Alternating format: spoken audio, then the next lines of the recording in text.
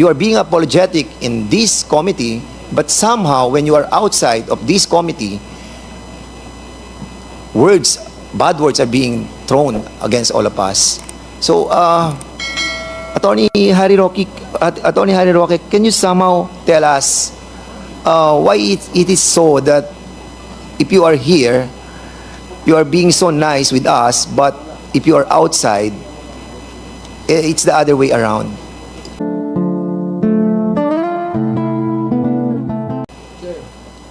Mr. Chair, Yes, Congressman Abante. before we take the vote, I would like to ask Atty. Roque, being a part of this Congress before, if he believes that this committee has all the power to contempt anybody else.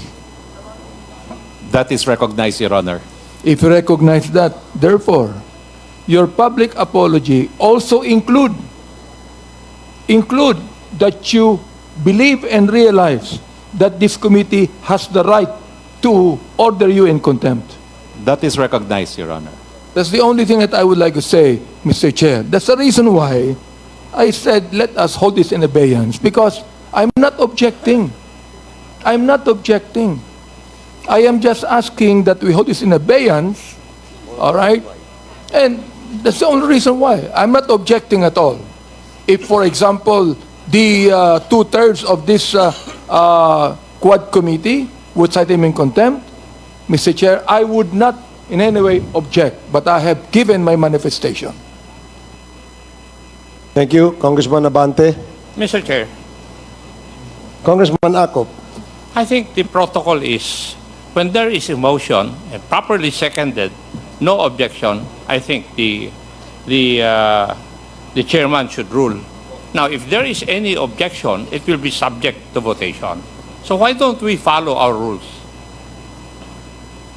Thank you for that reminder, Congressman Acop. The reason why, when the motion was made by the movant, the chair immediately suspended the hearing so that we can confer among each other and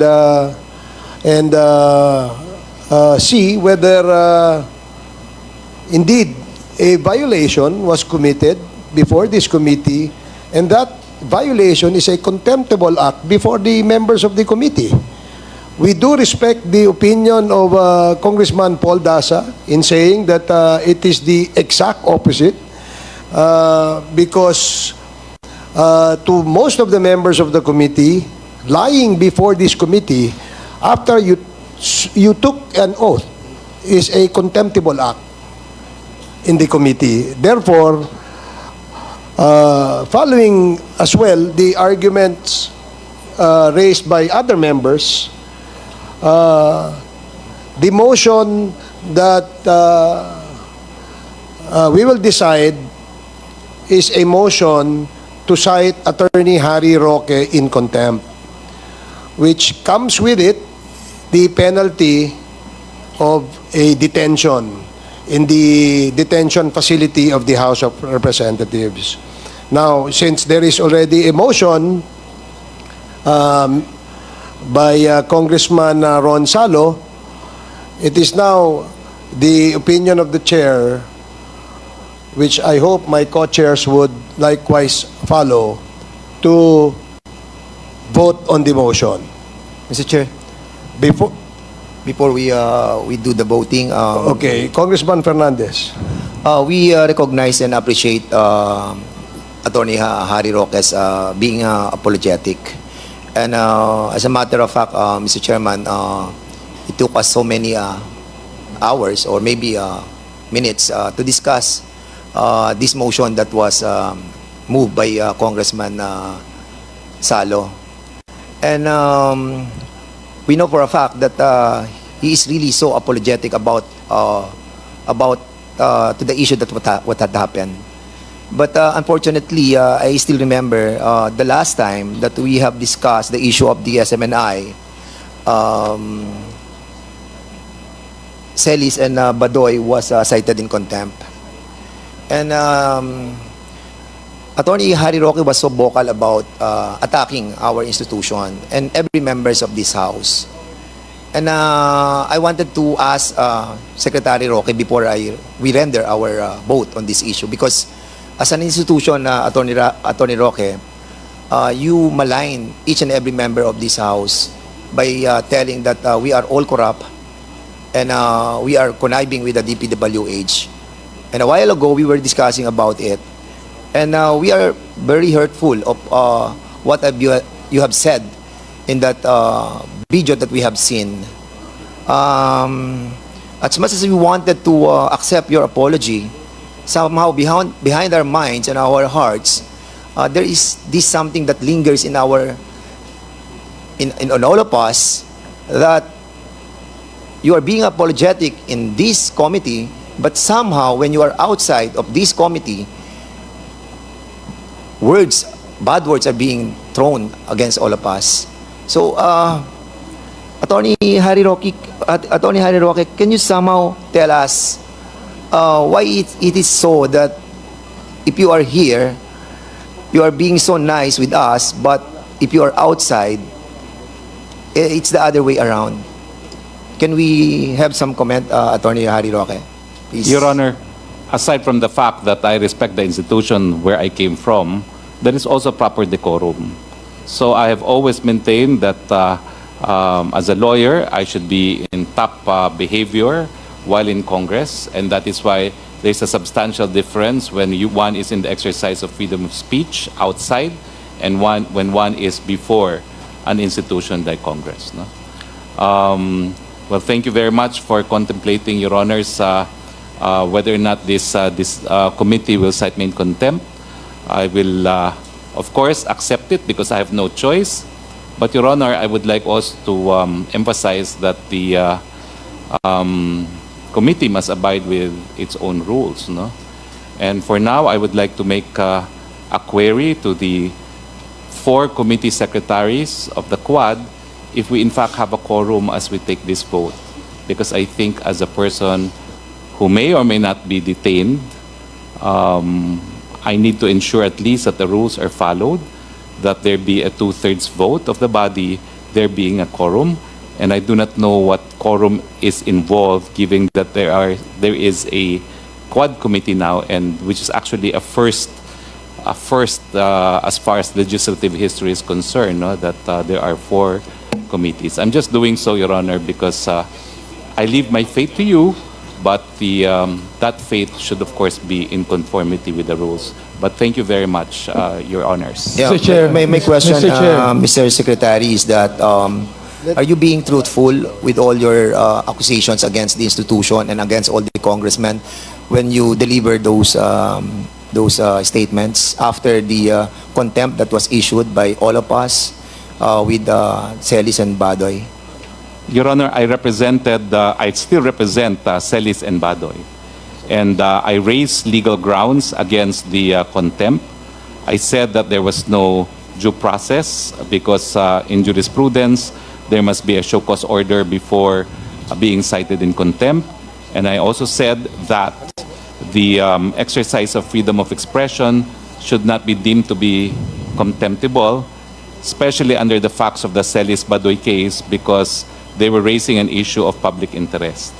So I do not know what other matters the good chair is referring to, but I certainly know how the institution works. I respect the institution, but we all know that there are also abuses within the institution, no?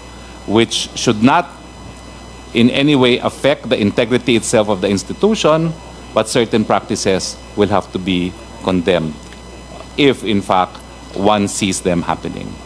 Yeah, we understand you're kind of representing the SMNI, and we understand as well that of your freedom of expression. But of course, you have established also friends among the members of this House. And with that collective accusations against all of us, that really hurt a lot of members of this 19th Congress. And that's the reason maybe we have a long discussion about your predicament because of that friendship that you have established in this Congress. But of course, we have to follow our rules. As what you have said a while ago, that there are certain rules that we have to follow. Painful as it may be, but you have a lot of friends in here, but we have to do our job. We hope you will understand that, Secretary Roque. Yes, Mr. Chair.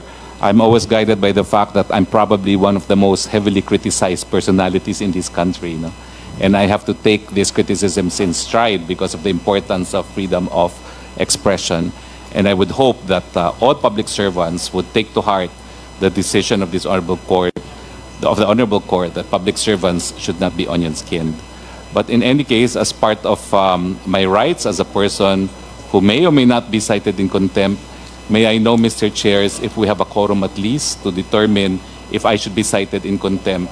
And this is a first because this is a first meeting involving 4 committees, so I do not know how the quorum will be determined. Thank you, Mr. Chair. Maybe, Mr. Chairman, after this, we will be establishing if we have a quorum or That's or correct. none. Mr. Chair. But for the meantime, thank you, Mr. Attorney Harry Roque, for that reply. And Mr. I yield Chair. back to the chairman. Mr. Okay, Chair, may I say something for a while before anything else? Before I acknowledge Congressman Abante, let me just reply to the query of Attorney Harry Roque with respect to the quorum. Mr. Chair, he has no right. He has no right whatsoever to speak of the quorum, Mr. Chair. What I'm saying is, his right is to appeal. He has no right whatsoever to ask for a quorum, Mr. Chair. I absolutely agree with you, Congressman Abante, but in response to the query of Attorney Harry Roque, kung ano yung quorum sa Quadcom. Para lang malinaw, babasahin ko ang ground rules that we all approved and adopted during the organizational meeting of the Quadcom. Quorum, the presence of a quorum in each of the committees concerned is necessary to conduct meetings of the joint committee. 1/5 of all the members of the committees concerned shall constitute a quorum. In the event that a member in one of committee is also a member of another committee or committees, the attendance of such member shall be counted in each committee to determine the presence of the quorum. So that is the reply of the chair to the query of Attorney Harry Roque. Now, Congressman Abante, please continue.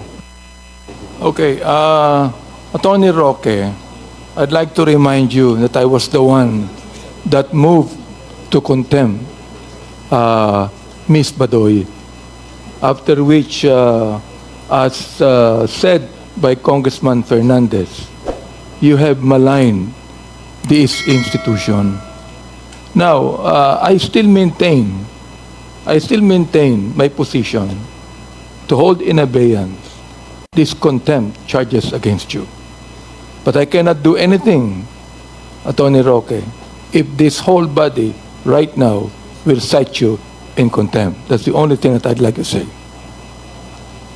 Thank you, Congressman Abante.